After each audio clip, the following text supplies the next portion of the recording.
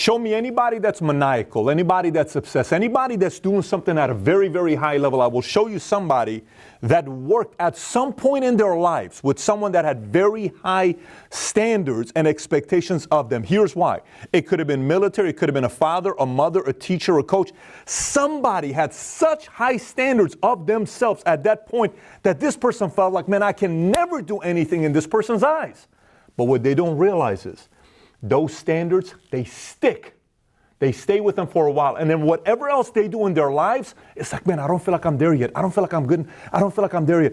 And that mindset, eventually, in any industry they're a part of, takes them straight to the top.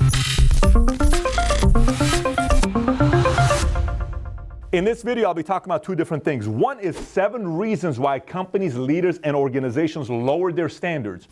And the other thing I'll be talking about is 5 things you ought to be thinking about before raising your standards within your organization. This morning, I was having my weekly conference call with the executives, and the topic came up about success and how we can take our game to a whole different level. And I was speaking to one of the leaders, and I said, one of the things we can learn a lot about ourselves is when we succeed. What do you mean?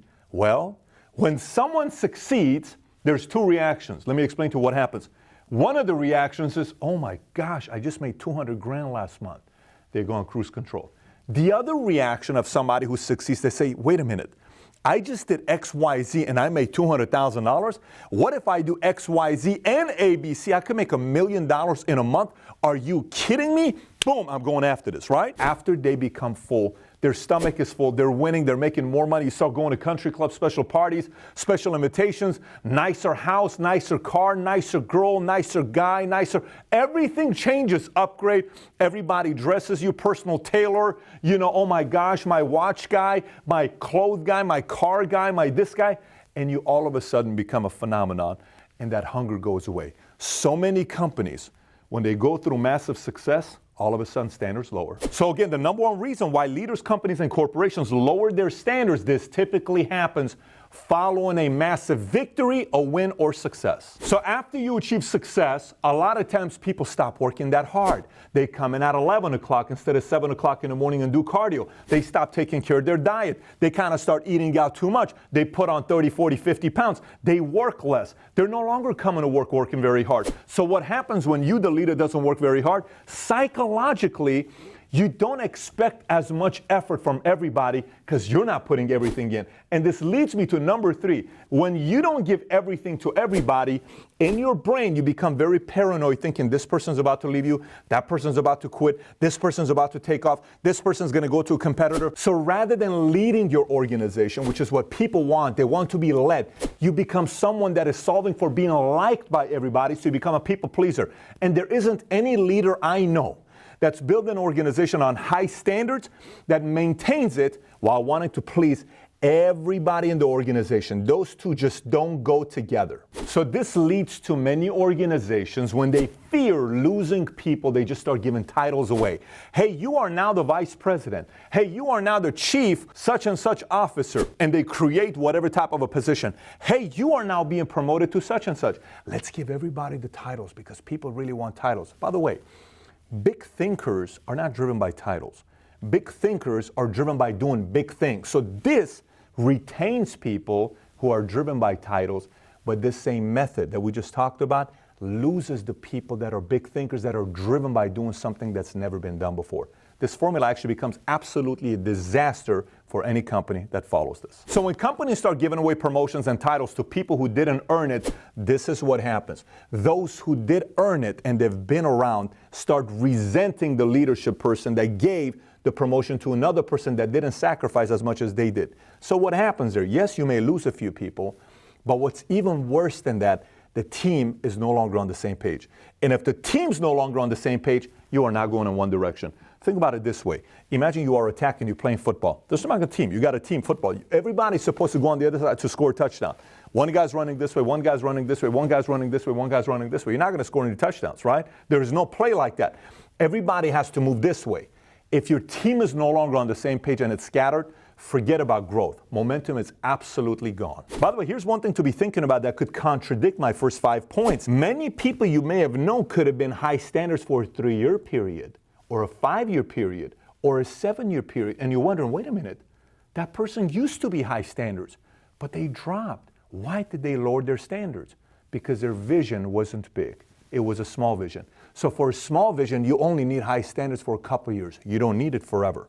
So a lot of times standards get dropped because the vision was also very small. So when the vision is small and the leader's dreams become a reality, all of a sudden what happens is the leader loses fire. The heart's no longer in the game. And you notice this within their eyes, and then you notice this in the language they speak and the effort they put in the office. You no longer see them, and they keep telling you, I'm running conference calls, I'm working hard, I'm running this, I'm traveling.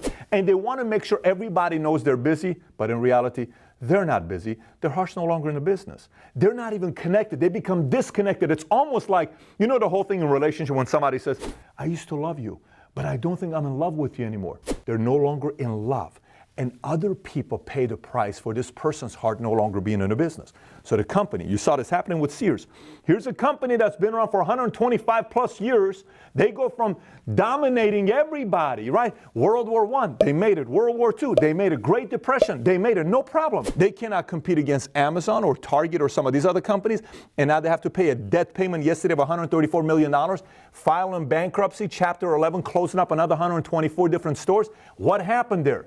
The leader lost heart. And sometimes when you hire the person that doesn't have heart, or you hire somebody that doesn't have the vision, next thing you know, everybody else pays a price for it. So you may be watching and saying, Pat, I don't want to see this happen to my company. I love the people I work with. I even love the guy at the top. I love the CEO. I love the visionary, but maybe he's lost it. What do we do about this? First of all, everybody's got to watch this video here together and ask, like this is, you got to be transparent with yourself. It's going to hurt a little bit. You got to identify some of your blind spots. Then once you go through the first 7 issues we talked about, then here's 5 things to think about on raising your standards. So the first thing you need to do is you need to define what high standards is. A lot of times I go to offices or businesses, I'll sit down with the CEO and they'll say, we run a very high standard type of a business.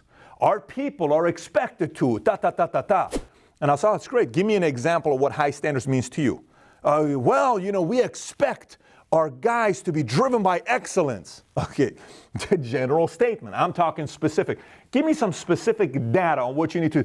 Well, you know, we expect our people to work very hard. Again, another general statement. This doesn't work.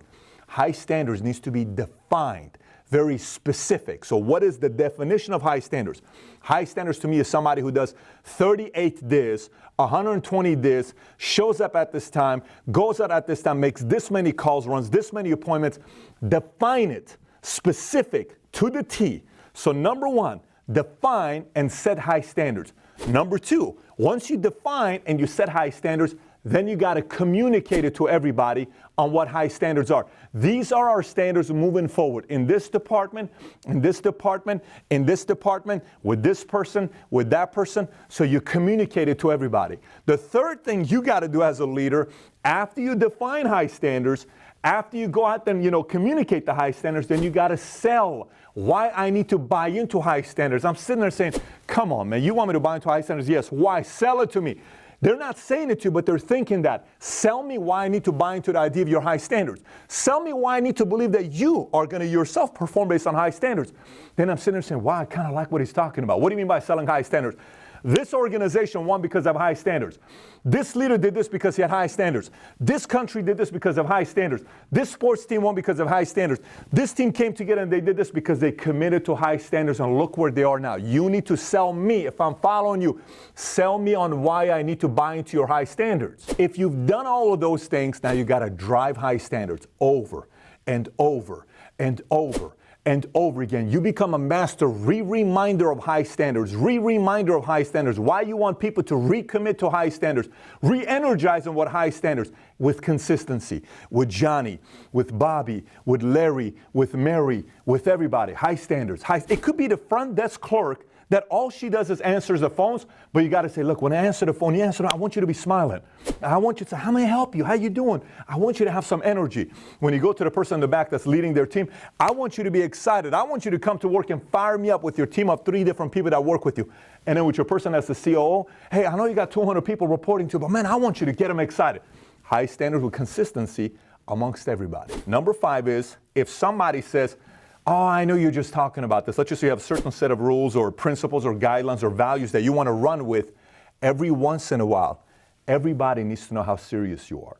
So what does that mean? Whether you need to let go of somebody, ask them to leave, fire them, any of that stuff, every once in a while, you need to do this. It isn't easy. It's going to confuse some people. Some people are going to get scared. Some people can say, oh my gosh. But here's what happens. Everyone realizes you're not playing. So here's two things I want you to do. Number one, I want you to send me a tweet at Patrick Bet-David right down here and tell me exactly who was that one person in your life who had high standards and expectations of you. Once you do that, the next video I want you to watch is a video I did maybe a year and a half ago titled 21 Differences Between Managers and Leaders. Take care, everybody.